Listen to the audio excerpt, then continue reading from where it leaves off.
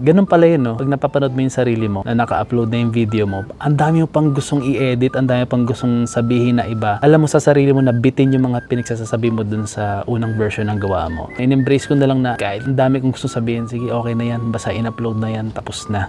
Ayun na yun. Comment down nyo naman kung ano yung tingin nyo pwedeng i-improve or ano yung na-feel yung emotion, paano kayo nadadala ng mga video na ina-upload ko ngayon. Ayun lamang, enjoy kayo sa panonood.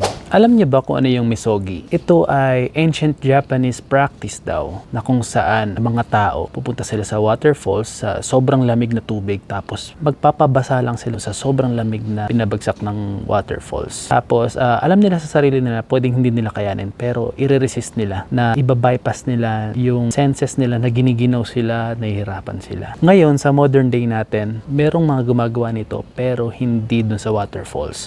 Kinukuha lang nila yung concept na kunwari, magmamarathon ako kahit hindi ako physically fit, so gagawa ako ng paraan para ma-achieve ko yung sinet ko na yon na misogi. Itong ginagawa ko ngayon ay hindi rin ako komportable. Nagsasalita ako sa harap ng camera, wala akong kausap na ibang tao at hindi ako ganun ka-expressive na tao pero tinatry ko siya. At alam ko rin na pwedeng mag-fail ako, na pwedeng hindi ko magawa itong challenge ko sa sarili ko na araw-araw makakapag-post tulad ng binanggit ko sa first day. Sa madaling salita, itong daily vlogging na ginagawa ko ay yung misogi na version ko.